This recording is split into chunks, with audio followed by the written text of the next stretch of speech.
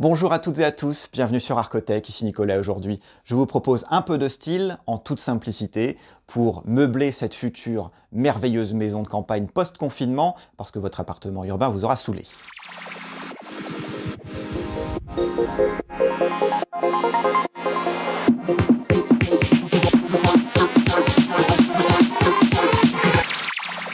Alors, c'est une chaise.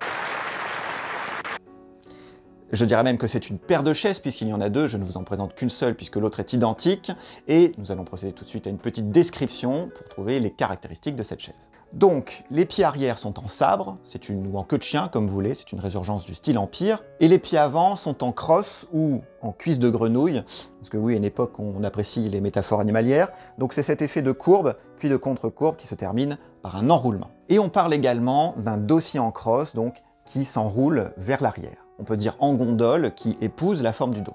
Et pour le dossier, donc une traverse supérieure, arrondie, et deux traverses médiales, et enfin donc cette ceinture qui est très simple pour former l'assise. Donc vous voyez, on est dans un aspect général, c'est une forme très simple, donc on a une bonne chaise bien solide. Alors même si les pieds avant sont assez travaillés, ça nous indique qu'on est encore dans l'époque noble du mobilier, mais globalement on a encore peu de fantaisie et d'extravagance. Alors c'est bien de remarquer ce qu'il y a sur cette chaise, mais c'est aussi bien de remarquer ce qu'il n'y a pas. Or ici, c'est une chaise sans entrecroise. L'entrecroise, c'est cette partie qui vient renforcer le piétement, parce qu'il faut se souvenir que l'ébéniste a toujours peur de la solidité de son meuble. Or là, vu l'épaisseur des pieds, notre ébéniste était assez sûr de son coup, donc il s'est dit que ce n'est pas la peine de gâcher la structure avec une entrecroise supplémentaire. Donc voilà pour la forme, et cette forme nous permet de déterminer un certain style. Cette forme simple, ces courbes, ces pieds en crosse, cet enroulement du dossier, tout ça, c'est caractéristique de ce qu'on appelle le style Louis-Philippe, qui est à la mode dans les années 1830 à 1850. Alors, pour le moment, on ne peut pas affirmer qu'on est bien à l'époque de Louis-Philippe, donc on parle bien de style, le style Louis-Philippe. Les termes sont extrêmement stricts en matière d'expertise, souvenez-vous-en. Alors, pour découvrir si ces chaises sont d'époque, on va préciser quelques détails. Alors d'abord, si on peut préciser le bois. Donc, c'est un bois avec des reflets plutôt rouges. Ce n'est pas un bois d'orme, pas un bois fruitier, ce n'est pas un merisier, ce genre de bois qui aurait des teintes plus claires, du jaune à l'orangé. En noyer, ça aurait été beaucoup plus marron avec des veines sombres et plus apparentes. Donc en bois rouge, on connaît surtout l'acajou, qui est un bois extrêmement utilisé au 19e siècle notamment. Et pour ce dessus en espèce de velours orangé à motif géométrique tout pourri vintage, bon, c'est pas pourri, il en faut pour tous les goûts.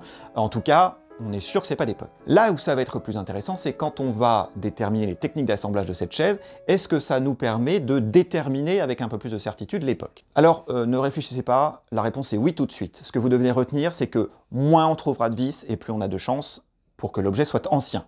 Les techniques d'assemblage au XVIIIe siècle et encore un peu au XIXe siècle, c'est un système de cheville. Ici, on a un système d'assemblage mixte, donc XIXe siècle, pour ce qui est de l'emboîtage des bois. Et en plus des vis, donc, qui ont certainement une trentaine d'années, qui sont plus récentes et qui ont servi certainement à renforcer un peu plus cette chaise. Et on regarde aussi l'irrégularité du bois. Si vous avez des planches qui sont strictement des mêmes mesures, ça signifie qu'on a utilisé un procédé industriel pour les découper. Donc ici on a des mêmes mesures qui indiquent qu'on a utilisé une machine pour découper nos planches de bois, mais ce n'est pas anormal parce que l'époque Louis-Philippe, donc c'est le début des meubles industriel. Ensuite, il faut être attentif aux trous de verre xylophages qui peuvent aussi être un indice. Ce que je vous conseille de faire, c'est d'entrer une aiguille à l'intérieur d'un de ces petits trous, et si votre aiguille s'enfonce tout droit, au lieu de prendre un chemin un peu tortueux, il y a fort à parier que le trou a été fait par un humain mal intentionné plutôt que par un animal qui va aller de droite à gauche et vivre sa vie. Ici, on a quelques trous, on ne va pas bien loin, donc ça a vraiment l'air d'être des trous naturels, donc tout ça, c'est assez encourageant. Donc là, vu l'état général, oui, on peut valablement penser qu'on est face à une chaise d'époque Louis-Philippe. Alors, qu'est-ce que ça fait de s'asseoir sur une chaise qui approche des 200 ans? Eh bien, comme disait Michel de Montaigne, même sur le plus haut trône du monde, on n'est jamais assis que sur son cul. Eh bien, monsieur de Montaigne, être assis sur une chaise qui approche des 200 ans, c'est encore très agréable. Donc, le style Louis-Philippe, c'est un style bourgeois situé au milieu du 19e siècle. C'est un style qui est critiqué parce que beaucoup disent qu'il n'apporte rien de neuf, un peu dans le même genre que les styles après le style Empire. Bon, c'est à débattre parce que le fait est qu'on a quand même de nouvelles formes de meubles qui deviendront très célèbres, surtout sous Napoléon III.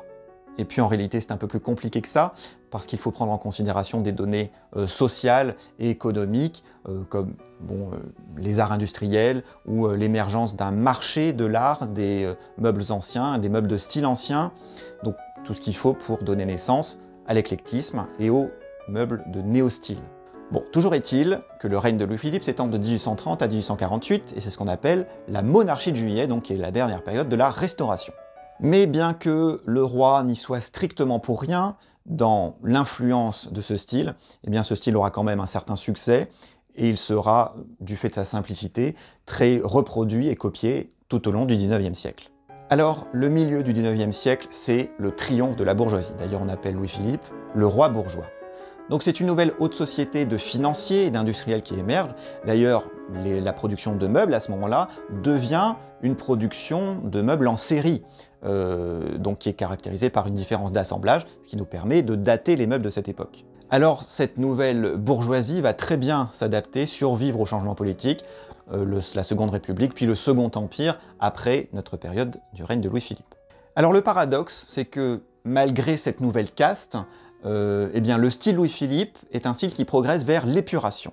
C'est-à-dire qu'après le style Empire et le style Restauration, donc Louis XVIII puis Charles X, on avait encore un peu de marqueterie, bon, c'était très léger et presque discret, un coup de marqueterie de bois clair sur bois foncé, un coup de marqueterie de bois foncé sur bois clair.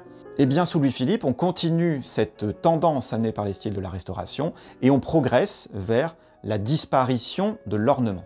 Alors on ne trouve plus, quasiment plus de marqueterie, on trouve parfois des incrustations de cuivre ou de nacre, mais c'est assez rare. Et rares aussi se font les bronzes.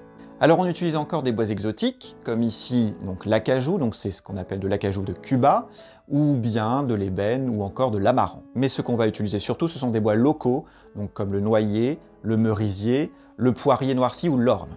Mais on n'utilise plus de matériaux très précieux pour des meubles de luxe, riches, eh bien parce que les caisses de l'État sont un petit peu vides et que la nouvelle bourgeoisie ne s'intéresse plus finalement à ce genre de mobilier. Donc on fait un style qui est radicalement plus simple, mais toujours avec une certaine recherche du confort, puisque finalement c'est ça l'intention, le confort plutôt que l'esthétique. Alors un peu plus de précision en ce qui concerne cette chaise. On trouve donc ce modèle, oui, mais on trouve aussi des chaises à la traverse supérieure beaucoup plus arrondie, qu'on appelle des chaises ballons, et qui sont aussi caractéristiques des chaises sous Louis-Philippe. Et d'autres caractéristiques, c'est le début de la généralisation des roulettes sur les chaises et les fauteuils. C'est presque systématique sur certains modèles. En tout cas, on en trouve de plus en plus par rapport au XVIIIe et au début du XIXe siècle. Les roulettes, c'est pratique, ça permet de déplacer sa chaise ou son fauteuil rapidement et facilement, donc pourquoi s'en priver? Et alors, la précision ultime en ce qui concerne cette chaise, c'est qu'on connaît des modèles qui étaient utilisés par le duc d'Orléans, donc le futur roi Louis-Philippe, dans son cabinet au Palais des Tuileries, et qui sont encore conservés au musée du Louvre. Donc oui, j'ai à côté de moi un modèle de chaise qui sont conservés et exposés au musée du Louvre et qui seront bientôt en vente sur la galerie eBay d'Arcotech. Alors, si vous êtes royaliste ou que vous considérez que la monarchie constitutionnelle c'est bien mieux que la Ve République, ou si, eh bien, tout simplement si elle vous plaît, ou si vous avez envie de vous la péter, eh bien, n'hésitez pas, foncez et achetez-la, parce qu'en plus vous achèterez un meuble français. Donc des chaises et des fauteuils Louis-Philippe, on va pas se mentir, on en trouve pas mal. Alors bon, toujours sur à peu près ce modèle-là, j'ai pu en voir à 4 € la chaise, avec tapisserie d'époque ou tapisserie d'époque 1900. Bon là clairement, le mec ne savait pas du tout ce qu'il vendait.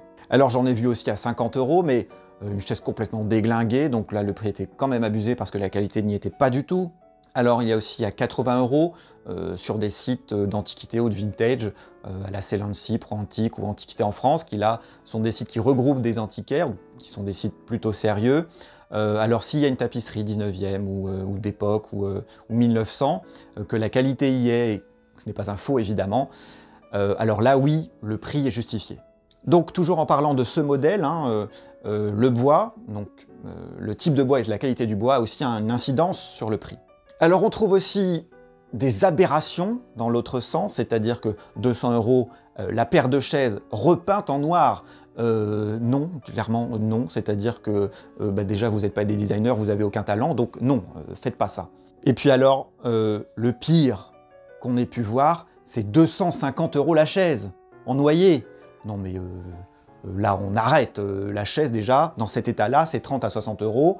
Allez, je coupe la poire en deux, c'est 45 euros la chaise, 90 euros la paire. Allez, 80 euros, parce que je suppose que vous allez refaire la tapisserie. Mais arrêtez vos conneries, vendez pas votre chaise 100 boules, 200 boules. Je sais que selon la mode, et selon la demande, bon, ça augmente. Et qu'il faut bien que le marchand fasse une marge.